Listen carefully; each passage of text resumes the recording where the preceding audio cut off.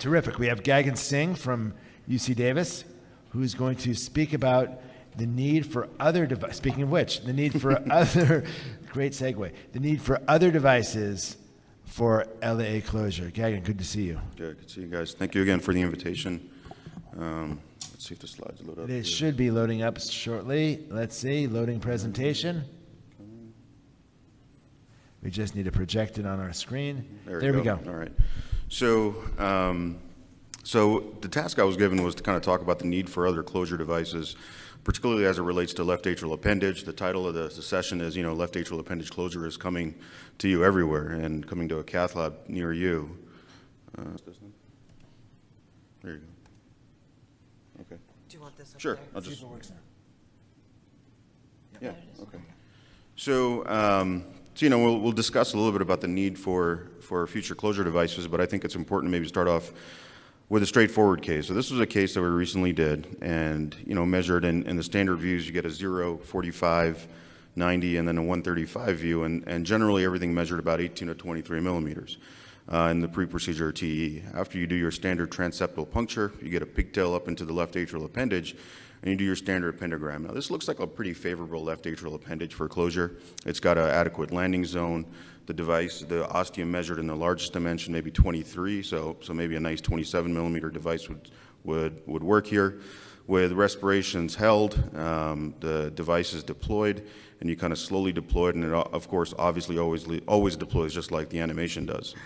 And so after it's deployed, we do our little final appendogram. We show that there's contrast actually going in through the device, but not around the device. There's often what you see is a little pouch kind of sitting right on the limbus side, and in fact there's these little microtrabeculi, which are felt to be really do not contribute to any sort of future risk of stroke. So that's kind of the standard straightforward case. And then with a lot of the data that's presented, and especially when this type of straightforward case, people start saying, well, listen, the Watchman procedure is easy if that's all I really have to do.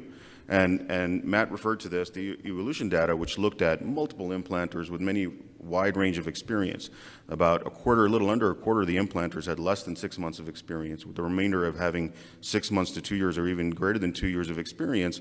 And one of the lines in the paper, actually this was just in press right now in the HRS, was that successful deployment with no or limited residual flow was seen in about 99.8% of the patients. So with that sort of introduction, so why is the implant rate so high with this particular device? And this is something that Dr. Sievert has described in the past. He describes a Watchman as a ball design, and when you have the ball design, this is kind of what the optimal deployment is. Right at the ostium of the left atrial appendage, you have the Watchman device that sits there, and it's anchored based on compression, and also you have your hooks. And if you have the optimal trajectory, it's easy to deploy. But the device is a little forgiving. If your catheter seems to come in and rides the limbus in terms of the deployment, you still have a lot of fabric that comes around the device, and you can still form the seal. And often after you detach the cable, the device actually settles into its proper orientation. So it's a little less forgiving, or it's a little more forgiving, I should say, whether you ride the outer edge or the mitral edge, and the device seems to settle, and the fabric that wraps all around it provides an adequate seal. So the Watchman procedure is really easy, right? Except when it isn't. So here's a case, a really, really tough case that we did, and this is I just heard Matt moan a little bit, because this is a huge left atrial appendage. When we initially on transesophageal echo, we were getting measurements about 27 to 29. So we thought maybe perhaps we could try to get in there. We did an appendogram, and still we thought we might be able to land a 30 or a 33 millimeter device. So I've kind of, on the next slide, I've stopped it for you and outlined the left atrial appendage here. And again, it's a very big ostium. And we tried to do our initial deployment. We tried to get our pigtail actually up into that superior anterior lobe. And actually it has a little bit of a chicken wing back there as well. After we've taken our pigtail out, we begin to do our first deployment, and the feet start to expand, and immediately it just doesn't catch on anything, and the device immediately just comes out. So that was an unsuccessful deployment. So we recaptured it. We tried going a little further, superior anterior, tried to deploy again on the left. You see we'll do a little test here in a second. And again, where feet are kind of in the nice location, and we continue to deploy. Things are looking pretty good.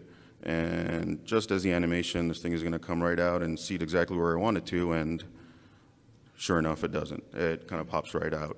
So we tried multiple different sizes. We tried an anterior curved sheath. We tried a different transeptal puncture. just did not work, right? And so when I think about the types of cases I do, and you know, every once in a while I'll do a MitraClip case, and I'm often finding myself thinking, every time I find myself thinking, you know, damn, I wish I was doing a Watchman. But this is the one Watchman case that we sat there, we tried multiple different devices, and I was like, shit, I really wish I was doing a MitraClip case. And the reason is that because the reason there is a need for other LAA closure devices is because there's a huge heterogeneity in the morphology of the left atrial appendages. Not all LAA appendages, as has been alluded, are created equally. And this particular LAA appendage was very wide at the ostium and didn't have a lot of depth, and there was multiple lobes right at the beginning of it. So the two main forms of devices currently available are the ball design, which we talked about, but then there's also the umbrella design, as Dr. Sievert's called it, you know, where you actually don't have a pouch, and there's a short landing zone, and actually there's a disc which covers all the way up to the limbus. Now there is a little gap in there, and whether that's going to be kind of impact outcomes negatively, it's unknown. The umbrella design gets to be a little bit more important in terms of sheath orientation, especially when you get to deploy. Now, we at UC Davis, we are part of the Amulet trial, and I haven't had the opportunity to deploy a device yet, but October we will be. So hopefully we'll have a better sense of what it feels like. So the leading contender is the Amulet device for the umbrella design. St. Jude, now Abbott, also called St. Jabbett, has the Amulet devices, has nitinol wires, has Dacron patches inside, has a very short landing zone, about 1 to 12 millimeters. There's anchoring by compression and small hooks. There's a sealed zone. There's a distal and a proximal sealed zone, 12 to 14 French. There's a proximal implantation technique in varying sizes as well. So the landscape for the ball procedures are obviously the Watchman, which has the greatest amount of data, which Dr. Price talked about. There is a wave crest system where, unlike the Watchman, which is porous initially and then ultimately will endothelialize, the wave crest system actually is a complete seal immediately after deployment, and the thought is that perhaps in patients who have pre-existing thrombus, this would be easier to deploy. The Prolipsis was originally designed for ASD closure, but it's a non-metallic structure. It's a very early in its development. The Amulet device, again, I briefly mentioned to you, there's also the Cardiovascular device, which has seals kind of right at the ostium of the left atrial appendage, and it's designed more for angulated lobes that come off of the ostium. Again, these are all in very early stages. The Lombra is an interesting concept, and I wonder if, for that tough case that we have, if this would have been better suited, where you actually have the disc which covers the entire ostium, but in the two configurations that they have, the smaller configuration can anchor into one of those small, short lobes and perhaps provide a seal at the entire ostium of the device. And then there's the CLLA, which again is early in the experience. And then Dr. Lockeretti talked a lot about the epicardial devices. Again, we have the Lariat, the Aegis, which is a grasper with electrodes on it and just different mechanism, does not require a transseptal puncture. And as Dr. Price mentioned, the AtriClip, which is not really a transcatheter-based procedure, but you need a thoracotomy or a thoracostomy and deploy it that way. So this is kind of what the overall landscape looks like. There clearly is a need for additional LLA closure devices because not all LAs could be closed with the devices that we have so far. And the need for those additional devices will lead to choices. You'll have a choice between endo or epicardial. You'll have a choice between metallic and non-metallic frames. Immediate seal versus delayed seal, they'll have their advantages and benefits. You'll have the umbrella versus ball design, and those are the two main leading design technologies. Short or long landing zones. The mechanism of anchoring and sealing will be important to discuss as well. Varying sheath sizes. Devices will have large and small hooks, and then there'll be proximal versus distal implantation. So I'll conclude with this. With so many options that are available, you know, how do you decide what you're going to use?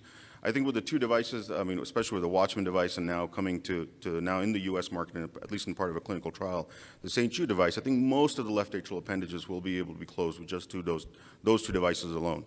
Now, there's a lot of case reports and stuff out there on pros and cons of each and complications with each. In fact, with the St. Jude device, the Amulet device, there was a imaging intervention just last week, which the disc actually eroded the anterior mitral valve leaflet, and there was a little bit of MR coming from it. So again, there's pros and cons with each, and some operators may prefer those type of devices or others with more immediate sealing.